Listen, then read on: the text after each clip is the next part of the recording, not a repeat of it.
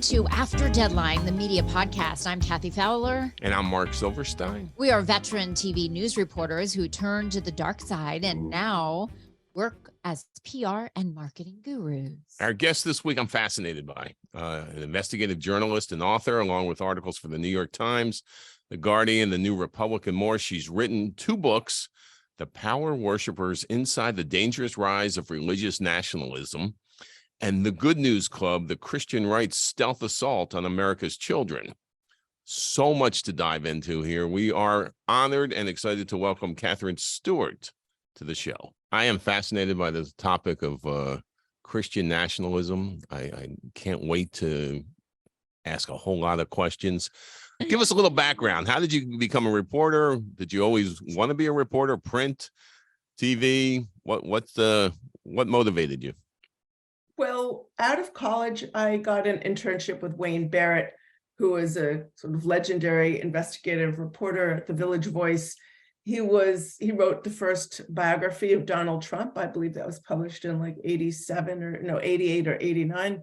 He was researching a lot of the New York City scandals, Department of Transportation scandals and things like that. And, he was a really legendary guy. He was kind of a one-man journalism school.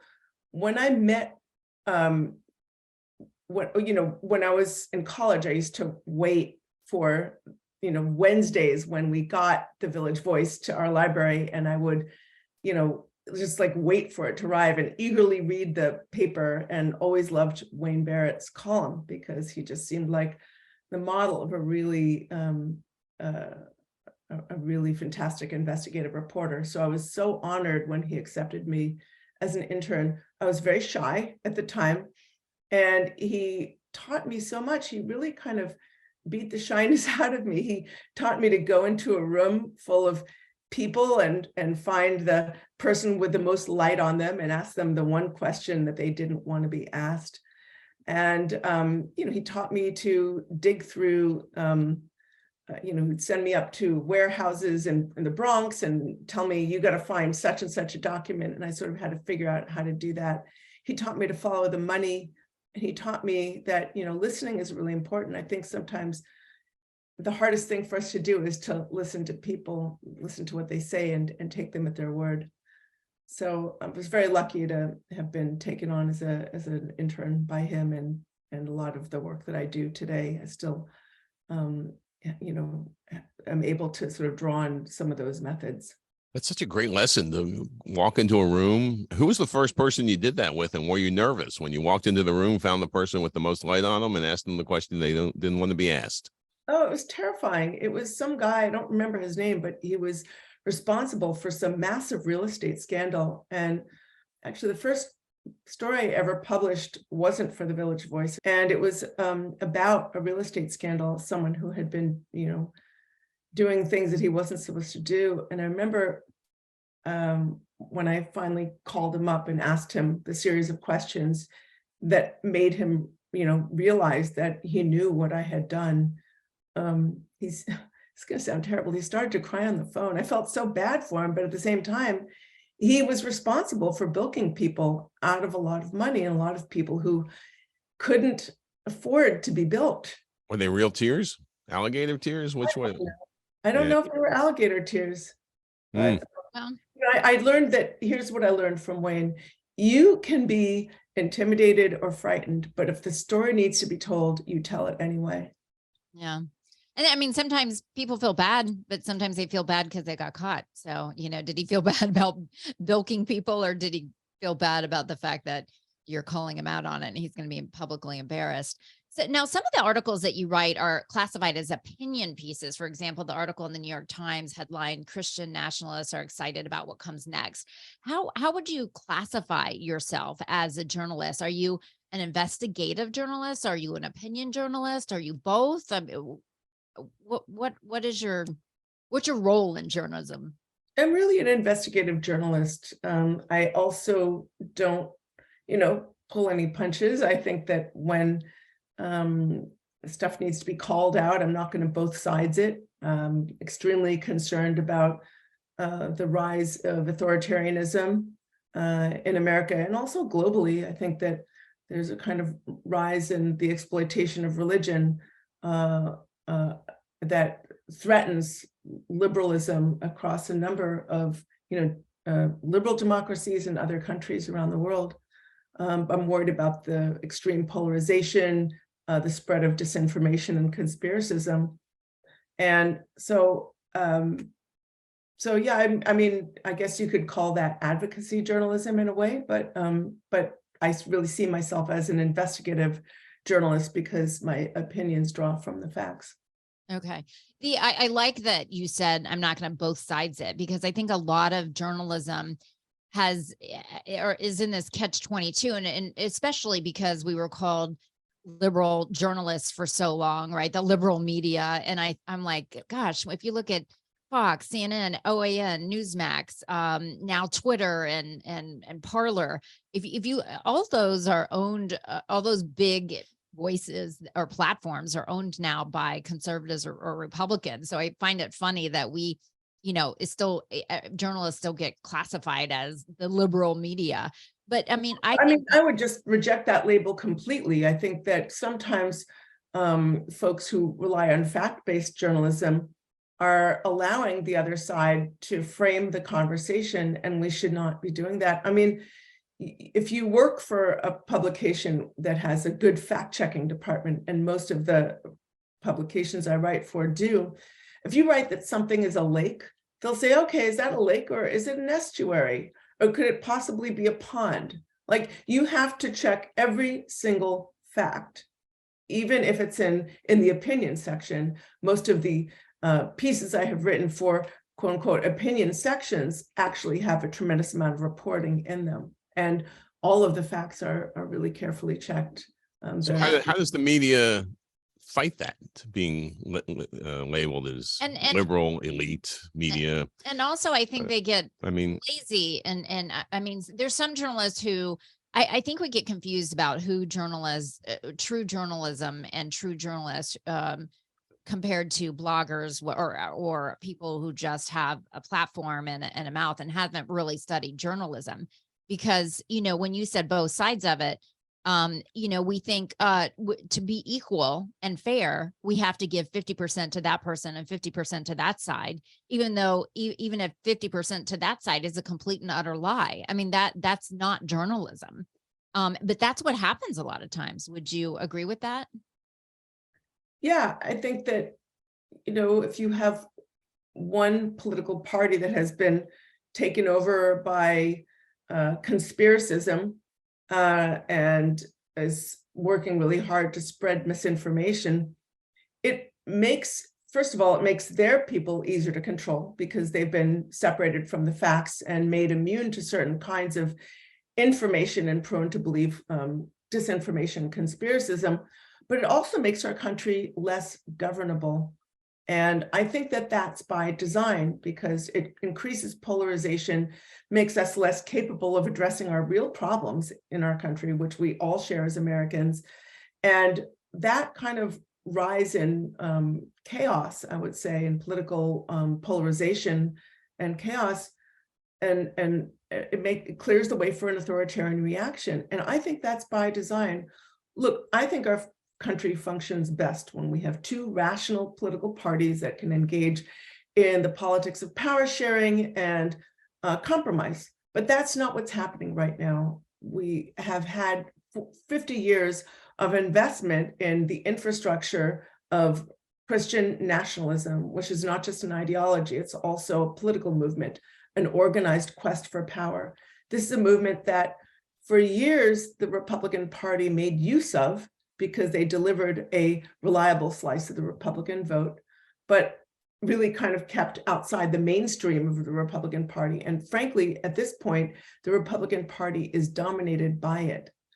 And do you think there are any messages? I mean, I know as we sit here and talk, and this may not post for a little bit, but as we sit here and talk,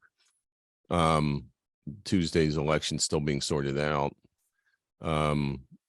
Do you think there was any kind of message there to that, or, the way I look at it, Christian nationalism, it's just, they're in it for the long game. They don't let elections interfere with what they're doing. That's absolutely true. I mean, look, remember DeSantis put out that promo ad saying that God sent him to save the nation in Florida. Look, he and his people know that Christian nationalism is the road to power in today's Republican Party. And they also know that when faith leaders and others denounce his abuse of religion, his exploitation of religion, leaders of that movement are going to quickly reinterpret that as an attack on God, as an attack on themselves, and they're going to use it to stoke paranoia among the rank and file and affirm that sense of, I would say it's almost like a tribal identity. You're an insider or you're outsider. You're one of the pure versus the impure. I mean, religious nationalism is really a way of kind of like saying who properly belongs in a nation, like who is properly American. And Yeah, let's get a definition of it, just so we make sure we're all talking about the same thing. What is Christian nationalism? Is it Christian nationalism? Is it white Christian nationalism? Is it white national? What's the difference? what's White nationalism. And there are differences, aren't there, Ray? Sure. Well, Christian nationalism is not the whole of Christianity. Of course, it's not a religion.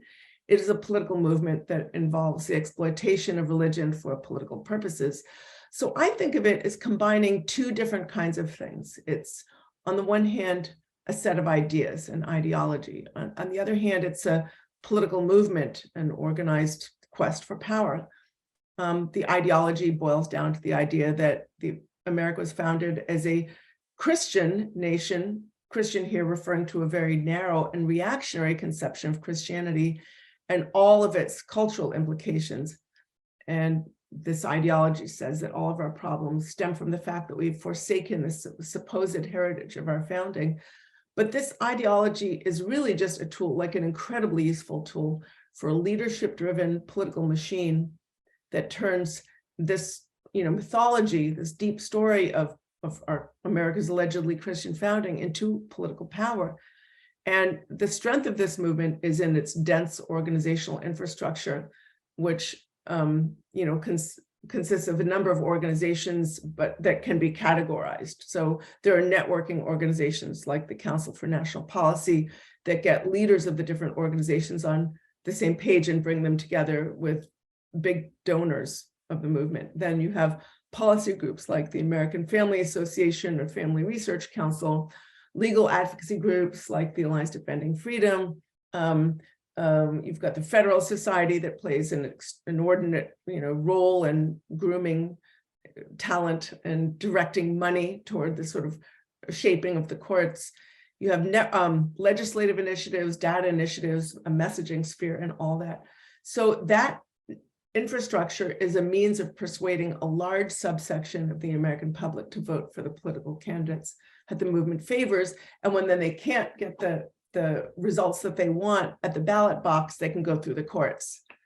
Right. The courts of the judges that hopefully they appointed because exactly. they had been working on those judges for a long time. That's part of the ground game. I mean, there is a long ground game. And the school boards and the things that Democrats aren't looking at all. Probably, right? Well, Michigan was a situation where they turned it around, I think, or it's turning around. Am I correct about that? About that Democrats ungerrymandered the lines. They had a lot of success in local elections. Maybe I'm incorrect, but yeah, but no, there seems to be that they're in it for the long game, and they will continue to do schools, local councils. So my question is, though, the Christian nationalists, this is their way to political power. But if you look at religion and you look at the country, less and less people, especially Gen Z and millennials, identify with a religion or organized religion, let's say. So is this this long game that they've been doing, and is it going to work for the next generations who really don't identify as much? I mean, religion around the world and in this country has actually decreased, right? Well, this may be true, but what this ignores is that you don't need a majority of the population to win in election cycles or to dominate through the courts. All you need is an incredibly organized, disproportionately organized minority of people. And this is a movement that rejects democracy itself. It rejects the consequences of elections it doesn't like. Movement leaders spread the big lie of Trump, that Trump promoted. And I've heard in many of over the past 15 years that I've been researching this movement, I do a lot of my research by going to where they are. Like I go to right-wing conferences and strategy gatherings and summits and things like that. And I've heard a number of folks like David Barton say, all you need to change the whole country is 10%, in a country where 40 to 50% of people don't bother to vote. And an additional number have their votes essentially stolen from them through race-based, often gerrymandering, voter suppression tactics, et cetera. You really don't need a majority. So let's look at 2016.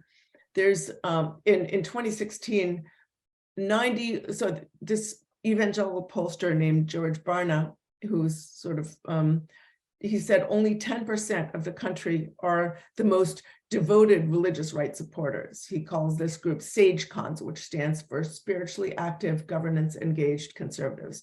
He said 2016, 91% turned out to vote and 93% of those turned out to vote for Donald Trump. So if you have one group, a small group voting in such disproportionate numbers, you can really dominate. But gerrymandering has really, stacked it against Democrats. So at another gathering I was at, Ralph Reed, who is one of the movement's very seasoned strategists, he was very cheerful about this. I'm going to try and paraphrase here. He said, if Democrats are up, he said, thanks to the Republican reapportionment advantage, that's what he called gerrymandering, the Republican reapportionment advantage. He said, if Democrats are up 1 to 3%, we win. If they're up 4 to 7%, it's a jump ball. And he said, if they're up 8 points or more, that's when they win. Think about that. Think about that. If Democrats are up 4 to 7 points, it's a jump ball. I mean, that's just disgraceful. And that's the consequences of all this gerrymandering that is driven by the radical right, because they don't believe in the legitimacy of the vote. I mean, this is a movement that does not believe in the legitimacy of democracy, of democratic elections.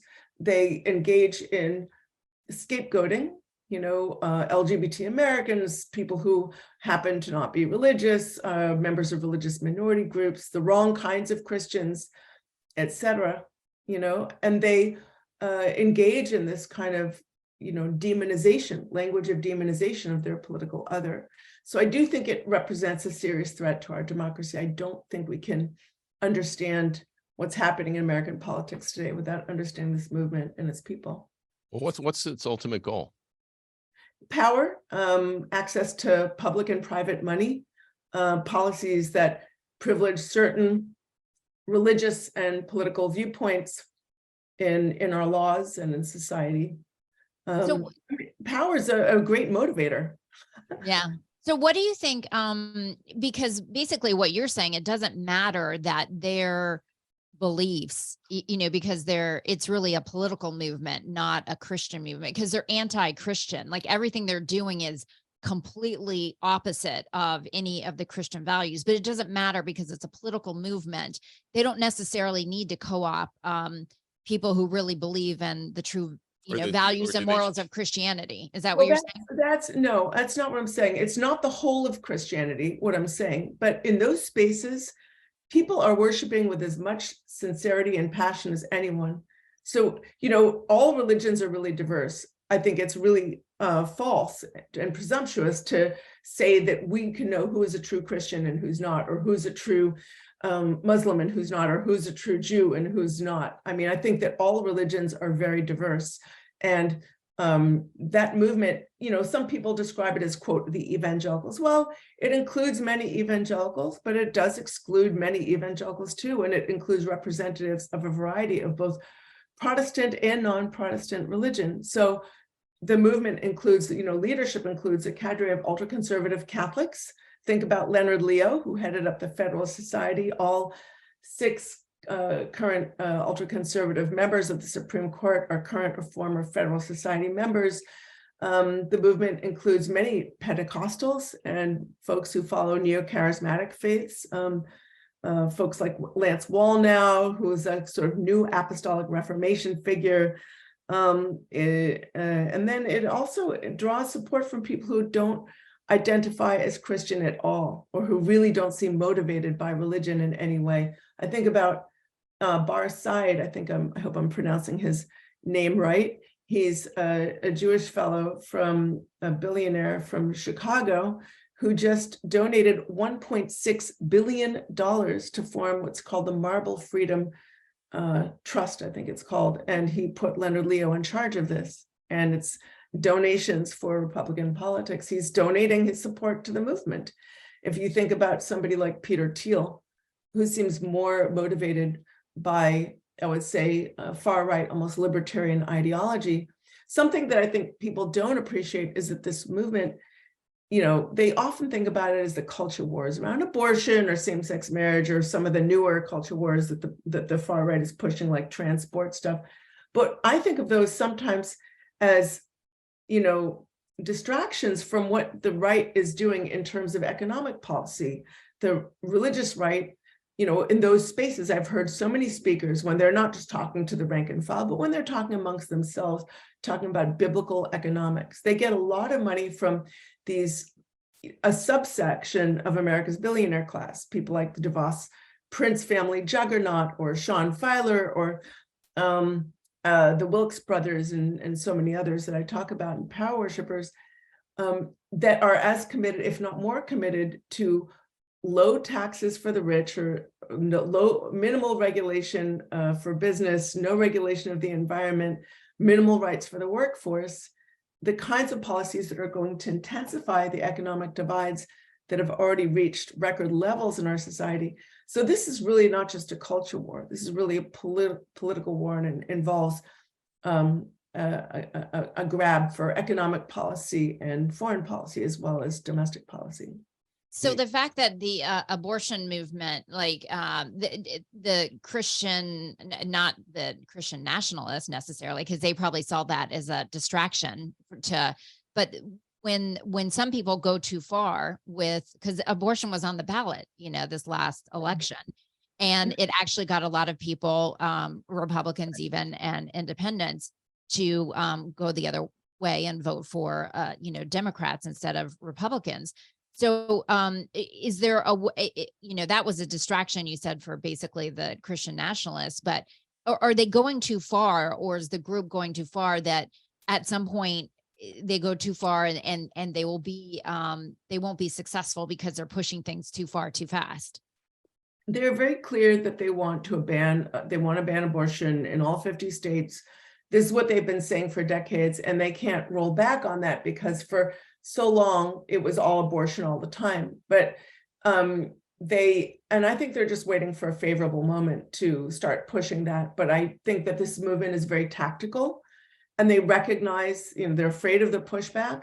So they've switched to these new culture war issues that they've created, this sort of fake CRT panic in the public schools, or the issue of a bunch of transgender kids who they say, they want to, start playing in girls' sports teams, and whatever you make of those issues, those are complete distractions. I mean, we've got this tiny little thing over here, and meanwhile, we've got some real problems in our country that we need to solve. It's also for them, I mean, those images for them, issues for them are like a twofer, right? They reduce faith in public education. The movement has long held a deep hostility to public schools, which they see as non-sectarian, and therefore anything that fails to affirm their agenda is mischaracterized as oppressive to them. But they also want to siphon public money from public schools and divert it over to religious schools. And they've been pushing voucher initiatives for years and are having a lot of success in setting up a situation through the courts and through legal strategy that will allow church schools or religious schools to be funded on the same basis as public schools. What's the next issue that they're going to bring up? Because yeah, you know, if you look at the Daily Mail, which I do too many times a day because it's fun, but it's not Right. fun because so they're, you know, they all on the election run up with crime and Democrat run cities, you know, trans,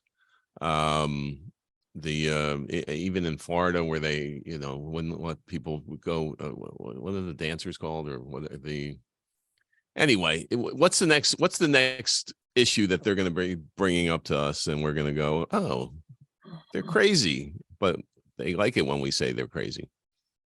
Yeah, you know, I think they're pretty happy with some of the culture war issues that they've cultivated in recent years. Like there was a study that Media Matters did about mentions of CRT Right. in Yeah, that's a notch. Yeah. did you see that study where, like, prior to March of 2020, critical race theory was mentioned maybe like a couple of times, and then from a certain moment on, after Christopher Rufo, you know, at the Manhattan Institute, he's a right-wing activist, sort of decided that CRT would be a great sort of strategy for them.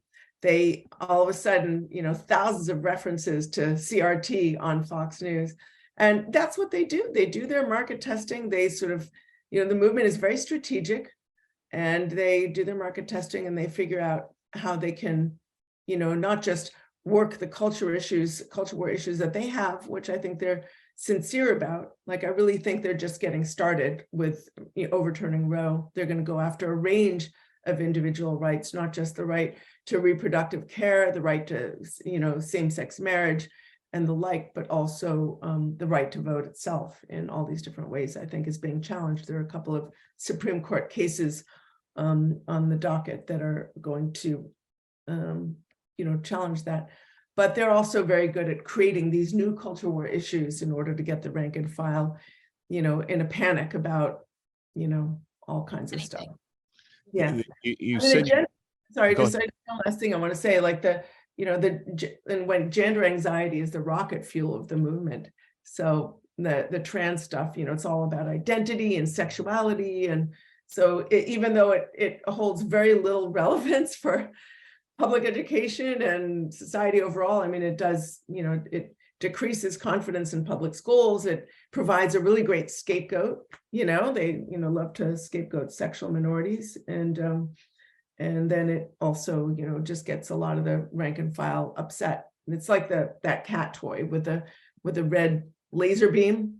You got the cat chasing the red laser beam and not looking at the big picture. So is there anything that the Democrats or the liberals are doing on the other side to combat that? Are there, because you see, they are so well organized in the ground game. And this is, like Mark said, is long-term. I mean, they're in it for, I mean, 10, 20, 30, 40, 50, 100 years. Is there anything on the other that liberals are doing to combat this, or trying to do something on the other side that actually is, I don't know, maybe we could, you know, bring PR to facts and all the other important things, that morals and values and things, and democracy? Yeah, there's so much that's being done to shore up our democracy. There are people working on, you know, all the investment in democratic political infrastructure and voting rights, all the efforts to sort of shore up different kinds of individual rights, to bring true election integrity to our country, to defend the rights of every American. There are a lot of people of faith who are speaking out against this movement and saying this doesn't represent our understanding of the gospel or of moral values. And I think that's important. But we have to acknowledge that the religious left is not the equivalent of the religious right in any way, shape, or form. It does not do the same kind of exploitation of faith congregations to turn them into partisan political cells, although some people have alleged that Soul to the Polls does something along those lines. But I have not seen, for instance, you know, I've gone to these gatherings of groups like Watchmen on the Wall, which has tens of thousands of affiliated pastors across the country, or Faith Wins, which has, again, thousands of pastors across the country. And they'll go to these churches or mega churches and do events for dozens or even hundreds of pastors at a time. They give them messaging materials, they give them voter guides, that leave, they're all about those like abortion, defense of family values and same-sex marriage, and their sort of idea of religious freedom, which is actually religious privilege, or the right to discriminate against others. So they give you these voter guides that leave people no question about how they're supposed to vote, their so-called biblical values. You don't see this on the other side anywhere. They'll give these pastors sermon starters. They give them instructions for forming within their churches what they call community impact teams, which is where the pastor doesn't want to tell the congregants how to vote, but he'll get a team of congregants within the church, and they give them all this material and all these resources. And then these congregants will tell other congregants how to vote and sign them up and hold them accountable to vote. So you just don't see, and then data tools. Some of these organizations have actually offered like church voter lookup, where a pastor can look up their congregation, see what percentage of the congregations voted in the last election. They could even look up individual church members and see if they voted in the last election. And you can just imagine the, the conversations that emerge from that. Like, hey, Mrs. Jones, I see you didn't vote in the last election. Don't you know it's your biblical value, your biblical duty to vote? Not telling you how to vote, but I'm hoping you vote in the next election. You should vote your biblical values. I mean, you can sort of imagine how that goes. I do not see any of this on the religious left. The religious left doesn't have anywhere near the funding of the religious right. So It's they're all not tax-free. well. It's all tax-free. They don't have to pay taxes on any of this, right? Also, yeah, it is. There is that sort of, I would say, complete, ignoring the Johnson Amendment, ignoring the sort of respect for the fact that they are tax-free, and the justification for remaining tax-free is they remain sincerely nonpartisan. But yeah, there still is a lot of private money going to many of these organizations, like the Alliance Defending Freedom, for instance. It has an annual budget last fiscal year of $102 million. There's an estimated over $1 billion or more of money going into this movement every year. The National Christian Foundation, which is a donor advised group, which also funnels money to a number of these various organizations, dispersed, I believe it was $1.5 billion in the last fiscal year, or somewhere thereabouts. So it's just an incredibly well-funded movement. What's it like going to those conventions and conferences? And do they know who you are? And do you have to get out of the room and reporting get some air? And I use my real name. I don't lie, and I try to keep my ears open. And I think sometimes listening is really hard for people. Sometimes when we hear stuff, we tend to try and reinterpret it in ways that are going to make us feel more comfortable. But it's important to listen. They say what they're going to do, and then they do it. They're not hiding. It's just, I think some of those of us in the media, we have a hard time really taking them at their word. So I just go and I listen for what's useful. I always watch for trends. I watch for what's unexpected. And it's very interesting. Very interesting. What's the next trend? What's the next trend? What's the most unexpected thing that we should be on the lookout for? I don't know about the future because I can't predict it, but I will tell you a couple of surprises in the past. Okay. Prior to January 6th, I would not have guessed that one of our major political parties would defend a violent insurrection against our capital. I would not have predicted that a political party would stand by as a former president stole or absconded with, or who knows what was the hundreds or thousands of documents pertaining to our national security, and would push back on efforts to hold that person to account and to, figure out what the hell happened to those documents, and would actually, say that, FBI director, who is frankly, a Trump appointee, should be impeached because of it. I mean, that just really has surprised me, but it shows the depth of anti-democratic sentiment that this movement has inflicted on one of our two major political parties in our politics at large. So what is and you're an investigative journalist and you cover this. Do you think one of the problems is that are there enough investigative journalists? Is there enough storytellers out there who are really spending time diving in and educating the public? And give me a little bit of, the state of investigative journalism. It used to be a lot of media outlets really invested highly in hiring and making sure that they had investigative journalists who could, talk about these tough topics, uncover scandals and these kind of stories. Like, what is it the fact that the media has also, we're not doing as much of this job, and that's also why this is able to increase and flourish? I think there's a lot of terrific investigative journalism out there. I don't think that's the problem. I do wish there was, of course, more support for investigative journalism. It's very difficult for an independent investigative journalist, to do that work. But there are advantages to being independent as well. But I don't think the problem is lack of investigative journalism. I think the problem, well, for a long time, a lot of investigative journalism in this area is a little, late to the party. There have been wonderful people who have been on this beat for much longer than I have. I'm just going to throw out a few names, but I'm going to leave people out. I think about people like Michelle Goldberg, who wrote Kingdom Coming, The Rise of Christian Nationalism. I think about Jeff Sharlet, who wrote The Family. I think about Sarah Posner, whose latest book is called Unholy. I think about so many other folks, people at the Americans United for Separation of Church and State, who have been on this beat for a long time. There are so many others, some of the folks at Political Resource Associates and other places. But for a long time, they were called extremists. When people tried to draw attention to the anti-democratic nature of this movement, they were called extremists. I remember a former speechwriter for George W. Bush called this a movement that could fit into a phone booth.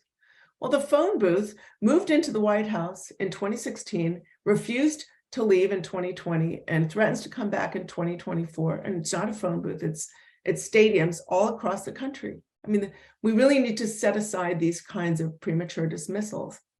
I still hear people saying that demographic trends are going to save us. No, they won't. Well, I was going to ask that. I mean, because is this the candle burning bright before it goes out? And absolutely not. This movement is really still, those organizational infrastructure. That organizational infrastructure is not going away. It's become, frankly, so extreme as time has gone on, and it's going to continue to sow chaos in our politics. And now they've got the courts that they want, and they're really excited about what comes next. So I do think that there's, plenty of hope for the future. I also think that, Octavia Butler had some great quote where she said, oh, I'm going to bungle this. She said something to the like, there are thousands of solutions and you can choose to be one of them. There's like no, guess what she was saying essentially is there's no magic bullet, right? But there are so many different avenues of engagement, and you can choose to be, part of that, struggle for our democracy or not. But so I do think there is always hope, but I think that we're facing a deeply authoritarian movement that is, frankly, bent on seizing power and imposing a different vision of our society than most Americans would agree with. so what country do you want to move to? Where are we safe? It's happening globally too. So it's like you do have to be careful. Can't just move anywhere. The Jewish billionaire from Chicago, isn't this against his, greater good for him? I don't understand. I mean, I understand I get the analogy, why he might do it, but explain it to me. I think for some folks, it has to do with far-right economics. Like I think about the Kochs. Frankly, I don't think they're motivated by any deep-seated religious convictions, although I can't speak for them. I don't know.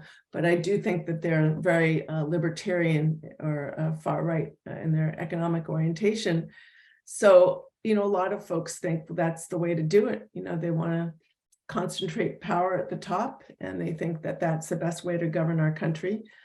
Because it's not really about religion, right? It's really about the religion of power and money. I mean, it's not, God has nothing to do with this. I don't think God, you can't say God has nothing to do with it, because it involves Christianity. It involves the exploitation of religion, using that to manipulate people.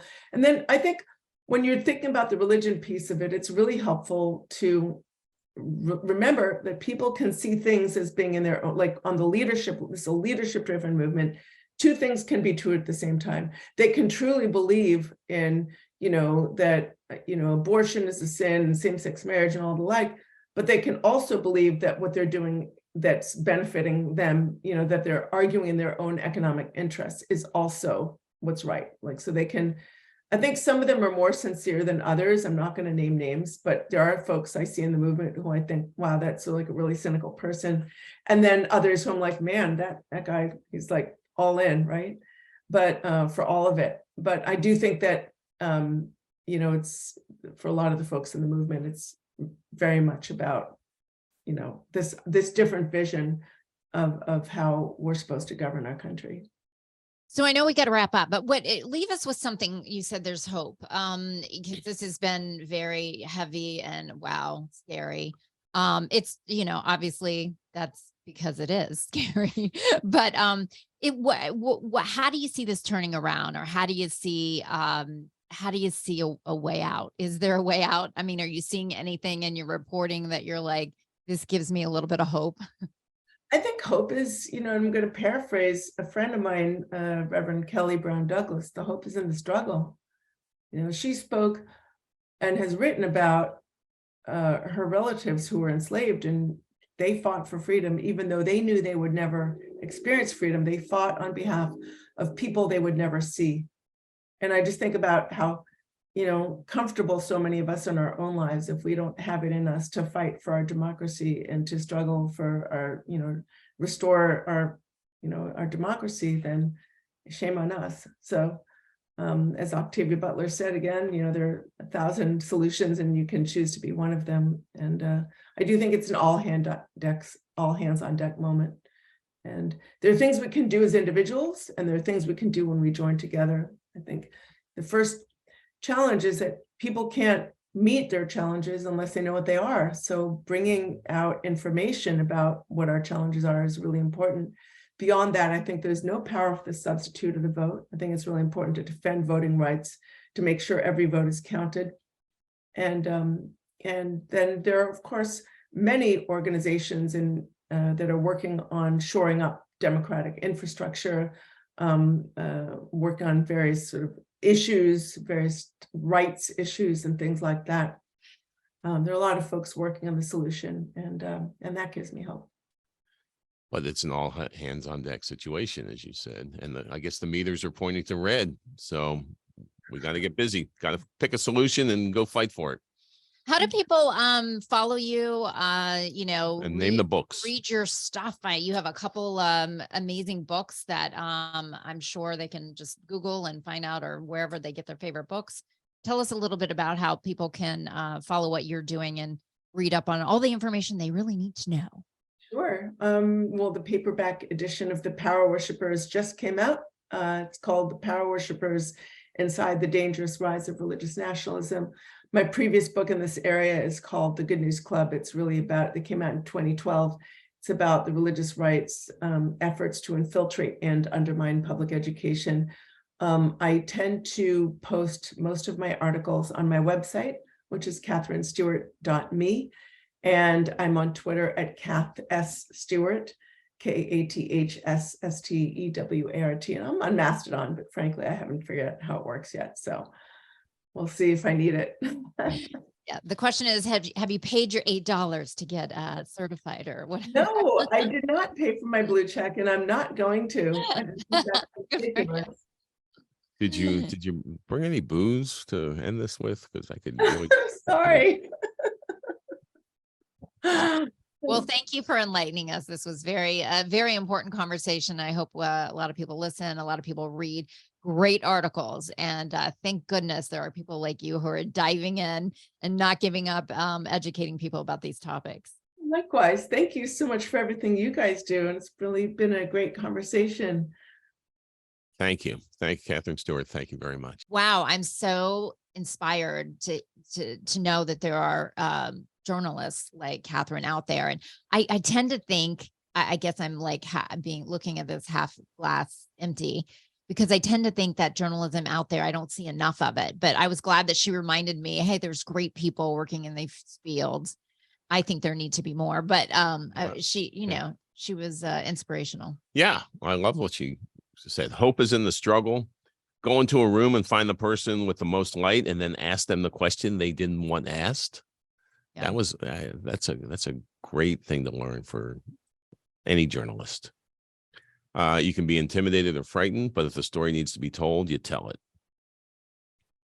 And she calls it out. She doesn't both sides it. I mean, and that was all stuff we got to before we got into the discussion of Christian nationalism, which scares the hell out of me. Yeah. And it should scare everybody, because it's a political movement. Like she said, it has nothing to do. It does have to do with It's a power Christianity, movement. but it's a power movement. Yeah.